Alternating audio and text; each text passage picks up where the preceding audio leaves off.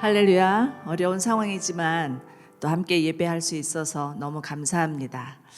어제 코로나 확진자가 16,000명을 넘어서 최고치를 달하였습니다. 정말이지 전염병이 창궐한 시대가 아니라고 할 수 없습니다. 이런 세상이 오리라고는 한 번도 생각해 보지 못했는데 과연 마스크를 벗을 수 있을 날이 올까라는 의심이 들기도 합니다. 그러나 전염병 역사를 보면 비단 오늘의 문제만은 아니었습니다. 옛날에도 연병이라고 해서 한 차례 돌기 시작하면 아무리 임금님이라도 피해갈 수 없었고 속수무책으로 수많은 사람들이 죽어나갔습니다. 14세기 중반에 유럽을 휩쓸었던 흑사병은 대략 2,500만 명이라는 그 죽임을 당하는 사상 초유의 전염병이었다고 합니다. 2,500명이라는 숫자는 당시 그 유럽 인구의 50%, 절반에 해당하는 숫자였는데요. 아마도 사랑하는 친구, 가족, 이웃들의 죽음을 겪지 않은 사람은 한 사람도 없었을 것입니다.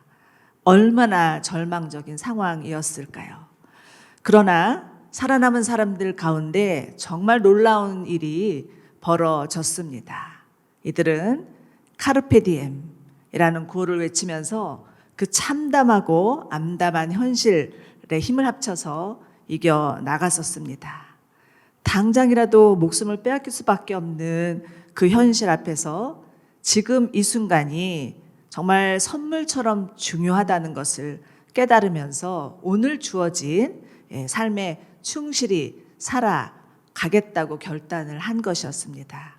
아마도 여러분들 가운데 카르페 디엠이라는 말을 들어보신 분들이 많이 있으실 것입니다. 죽은 시인의 사회라는 유명한 영화가 있죠. 그것의 주인공 키딩 선생님이 학생들에게 많이 했던 말입니다. 지금 이 순간에 충실하라라는 뜻의 라틴어입니다.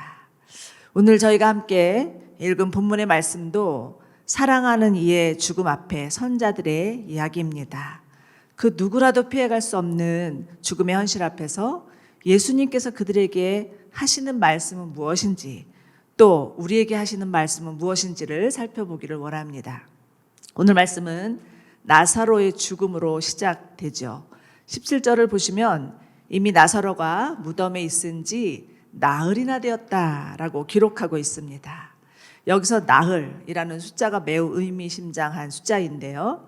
유대인들에게 있어서는 그 죽은 자들의 영혼은 적어도 3일 동안은 그 시체를 떠나지 않는다는 생각을 가지고 있었기 때문에 이제 사흘이 지나서 나흘이 되었다는 것은 이제는 더 이상 가망이 없다라는 것을 뜻하는 것이었습니다. 나사로는 예수님의 12제자는 아니었지만 그 누구보다도 예수님이 사랑하셨던 베다니의 청년이었습니다. 베다니는 예루살렘 근처에 있는 가난한 그 마을이었죠. 예수님께서 주로 예루살렘에서 사역을 하시다가 너무 피곤하고 지치실 때는 베다니로 가셔서 머무셨는데 아마도 주로 나사로의 집에서 머물면서 쉼을 청하셨던 것은 아닌가라는 묵상을 해보게 됩니다. 그만큼 나사로와 그의 누이 마르다와 마리아는 예수님과 아주 가까운 사이였습니다. 나사로의 가족들은 나사로가 병들자 사람을 보내어서 예수님께 소식을 전합니다.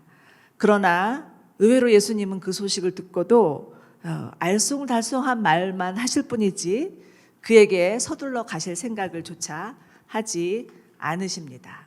오히려 자신이 계시던 곳에 이틀이나 더 머물시면서 좀 꾸물거리는 것 같은 그런 행동까지 하시면서 나사로가 죽은 지 나흘이나 되어서야 베다니에 도착하십니다. 그러나 마르다와 마리아가 그러니 얼마나 애가 탔겠습니까? 분명히 예수님께 나사로가 죽을 병에 걸렸다는 소식을 전했다면 당장 열일 제쳐두고 달려오실 줄 알았는데 이제서야 나타나셨으니 얼마나 그 마음이 애가 탔겠습니까? 그런데 여러분, 우리들도 이와 같은 상황을 겪을 때가 있습니다. 불의 사고를 당하기도 하고 오랜 병에 시달리기도 하고 또 때로는 파산을 겪기도 하고 배신을 당하기도 하고 실직에 있기도 하고 이러한 죽음의 시간들 정말이지 지푸라기라도 붙들고 싶은 그런 심정의 순간들이 우리에게도 있습니다. 그럴 때면 하나님 정말 어디에 계신 건가? 내 기도를 들으시는 건가? 내게 관심은 있으신 건가? 별의별 생각을 다 하게 되는 것이 인지상정인 것 같습니다. 몇 년 전에 제 둘째 아들은 갑자기 응급실에 실려가는 일이 있었습니다. 느닷없이 그 심장 박동수가 빨라지면서요, 열이 나고 구토를 하면서 그 자리에서 쓰러져 버리는 거예요. 그래서 응급실에 실려갔는데 그 병명은 심낭염, 심장을 둘러싸고 있는 막에 물이 생겨서 그런 증상이 일어난다는 것이었습니다. 겨우 약을 먹고 좋아지면 또다시 발병을 하고 또다시 응급실에 실려가고 여러 차례 반복을 해서 그 원인이 무엇인지를 알고 싶었는데 병원에서도 의사 선생님도 그 원인이 무엇인지는 잘 모른다는 거예요. 결국은 그 심낭에서 그 늑막으로 그 물을 빼내는 그런 작업을 하였는데, 그래도 수술 후에도 똑같은 증상이 있어서 반복되곤 했습니다. 더구나 아들은 그 당시 미국에 있었고요. 저는 이제 갈 수 없는 상황이었기 때문에 너무너무 애 같았고, 게다가 아들이 다니는 학교의 그 지도 교수님 한 분이 우리 아들과 똑같은 질병으로 10년을 고생하시다가 결국은 폐인이 되신 분이 계셨습니다. 그러니 제 아들이 제게 전화를 해서 정말 펑펑 울면서 엄마, 나는 이제 내가 하고 싶은 일도 못하고 평상 보통 사람들처럼 일상의 생활도 힘들 것 같아요 라고 우는데 정말 마음이 무너지는 것 같았고 하나님이 원망스러웠습니다. 자, 그런데 보십시오. 나사로의 누이 마르다는 저와는 달랐습니다. 예수님이 오신다는 소식을 듣고 쟁걸음으로 예수님께 나아가서 그가 하는 말은, 주님, 주께서 여기 계셨다라면 오빠가 죽지 않았을 것입니다. 그러나 지금이라도 주께서 구하는 것은 무엇이든지 하나님께서 이루어 주실 줄을 믿습니다 라고 합니다. 자, 이 구절을 잘 묵상해 보십시오. 마르다는 지금 정말 예수님이 한시라도 빨리 오셨으면 이런 일은 벌어지지 않을 것입니다 라고 그 안타까움과 슬픔을 가지고 예수님께 말하고 있지만, 그러나 예수님을 향해서 원망을 터뜨리거나 불평을 터뜨리고 있지는 않습니다.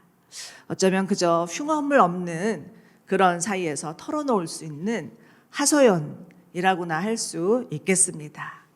우리는 이 마르다의 하소연 속에서 예수님을 향한 사랑, 신뢰가 얼마나 있는지를 엿볼 수 있습니다.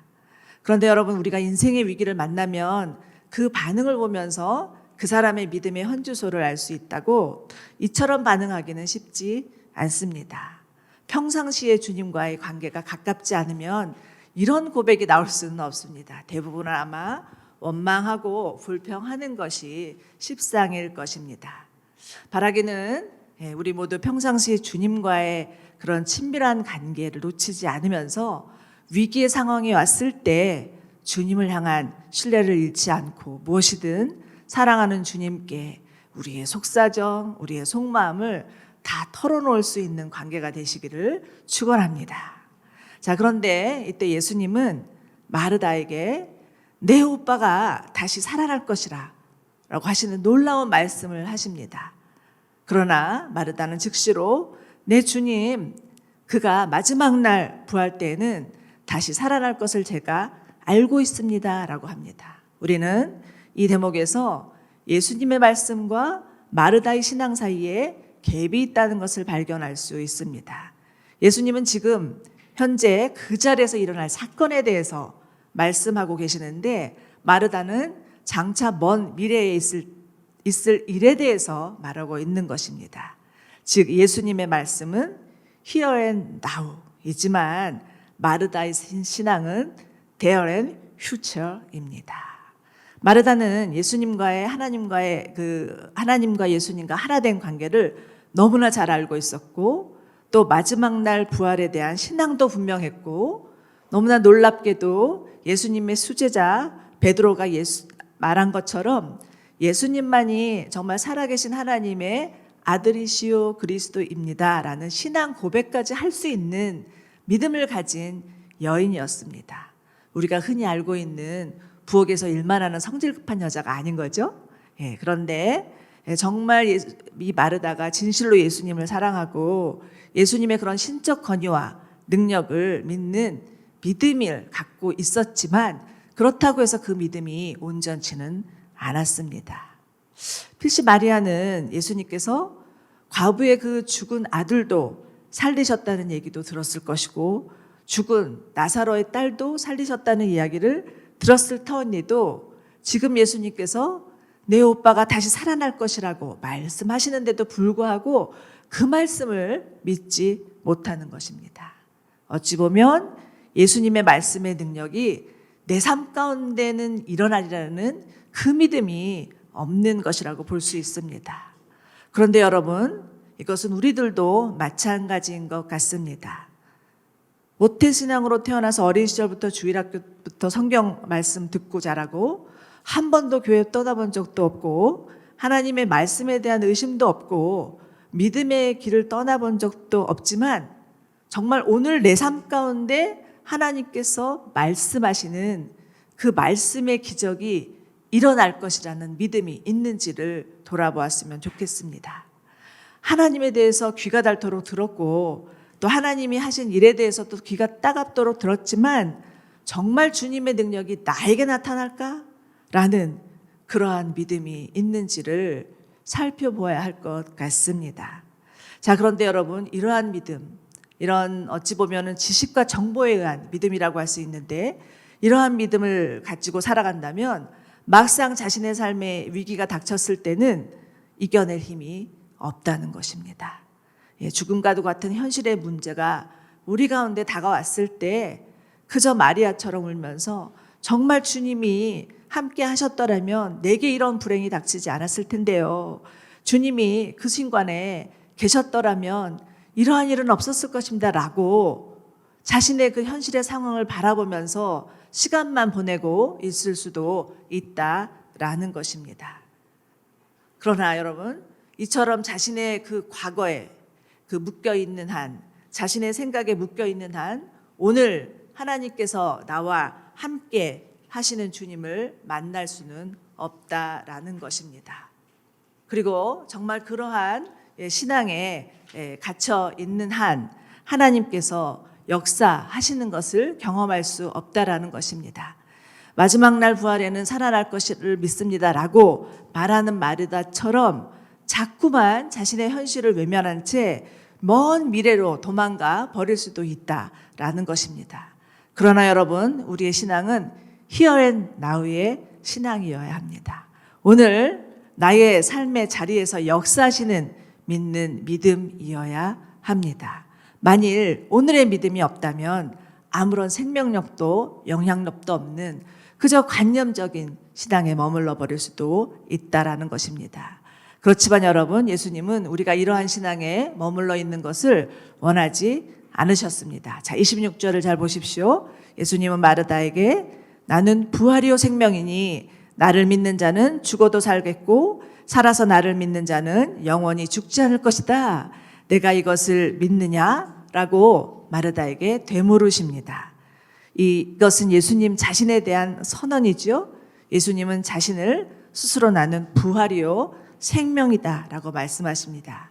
즉 예수님이 그 생명 자체이기 때문에 그 예수님의 생명 안에 들어가는 자는 영원히 살 수 있다라는 것을 말하는 것이고 죽음을 넘어선 존재가 된다라는 것을 알려주고 계십니다. 여러분, 예수를 믿는 자는 영원히 살고 그 영원히 죽음을 넘어선다는 것을 믿으시기 바랍니다. 자, 그렇다면 이런 부활신앙을 가진 자의 삶은 어떠하겠습니까? 그가 자신에게 닥친 현실의 문제를 바라보는 그 시각은 어떠하겠습니까? 당연히 어떤 상황 가운데서도 담담할 수 있고 심지어 죽음 앞에서도 담대할 수 있을 것입니다. 사도 바울은 로마 감옥에 갇혀 있으면서 빌립보서를 쓰면서 이런 말을 합니다. 나는 삶과 죽음 사이에 끼어 있어서 나로서는 몸을 떠나서 주님과 함께 사는 것이 더 좋겠지만 내 몸을 통해서 그리스도가 위대하게 되는 일이라면 살겠습니다 라고 고백합니다. 그에게 있어서 삶이나 죽음이나 매일반이라는 것이죠.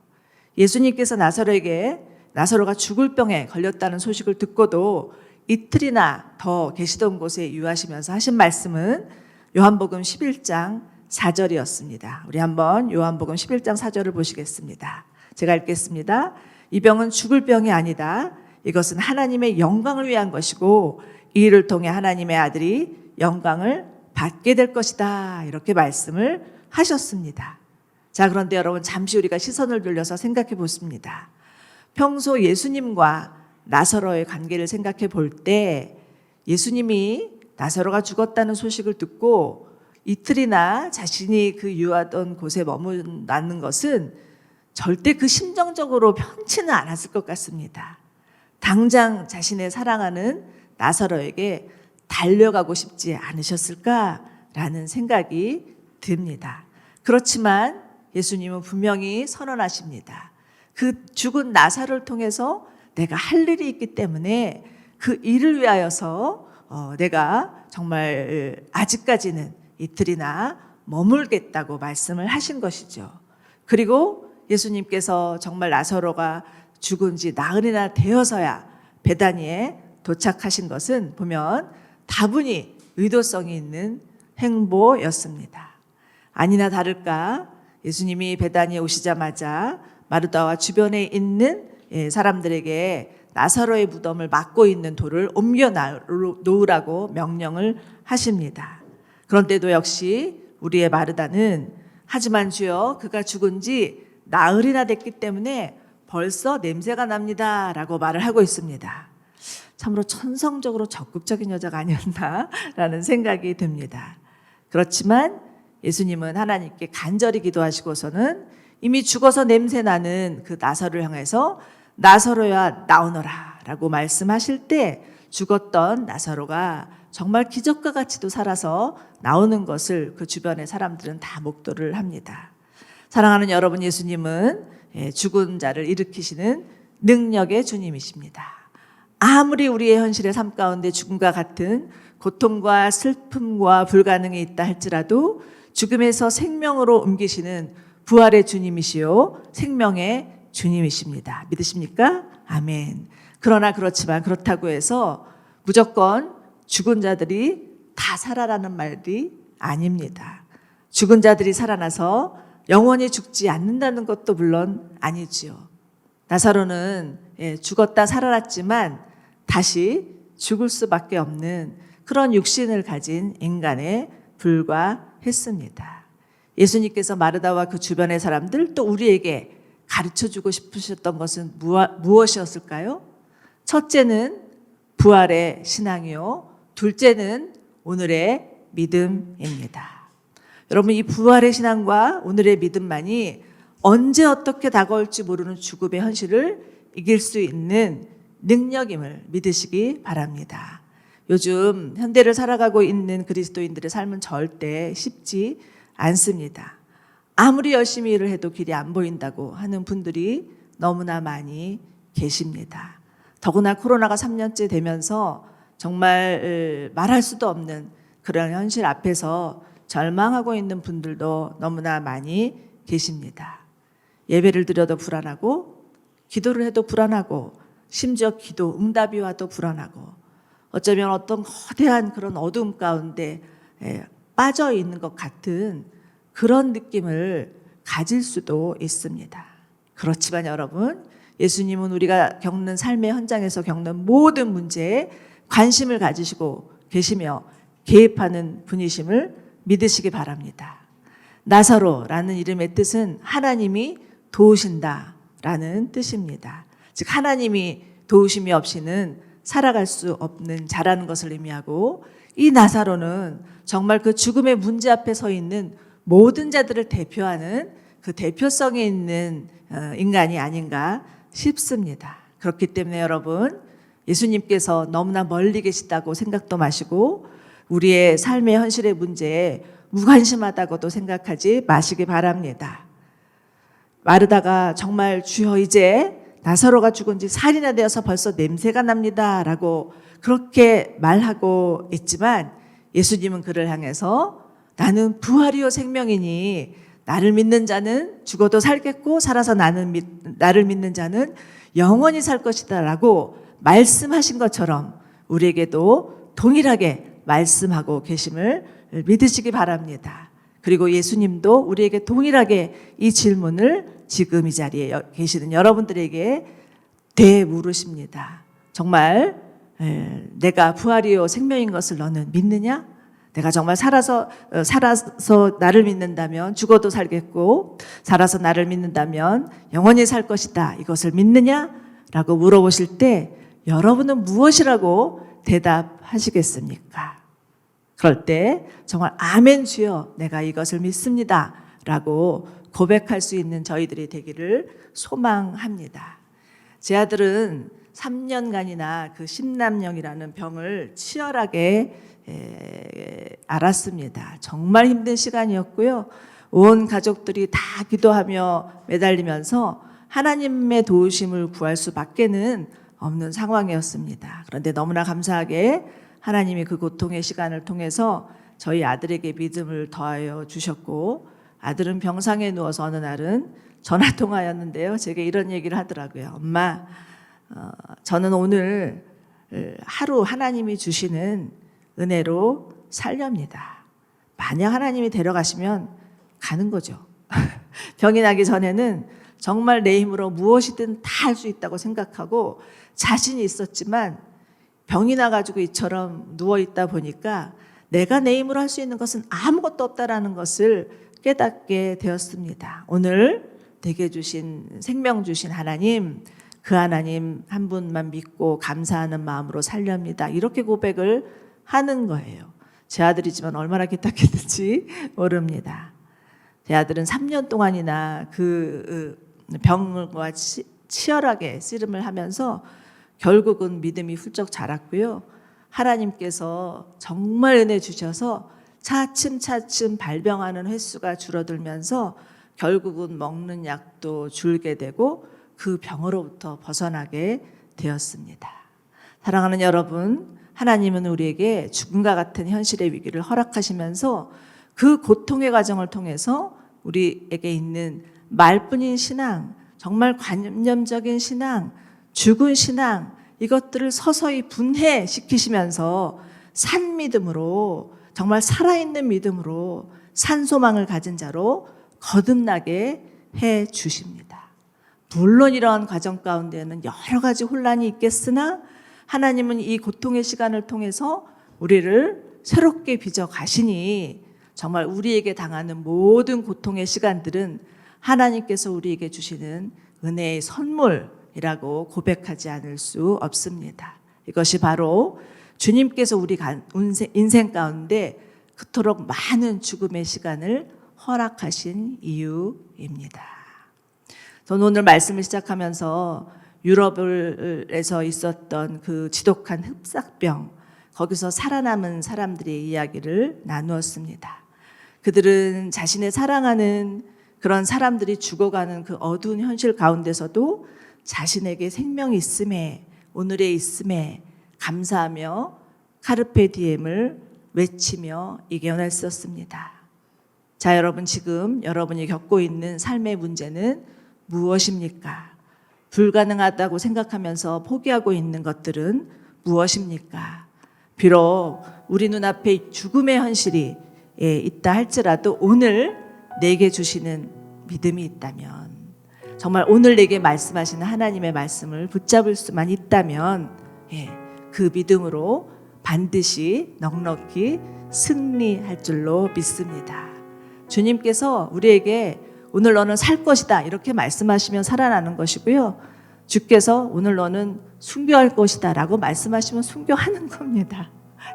우리의 생명이 주님 앞에 달려있고 주님이 정말 우리에게 생명 주시든 죽음을 허락하시든 그 모든 것이 다 우리에게는 가장 아름답고 가장 소중하고 가장 귀한 것임을 믿으며 오늘 제게 주시는 믿음으로 살아가시는 저와 여러분들이 되시기를 축원합니다.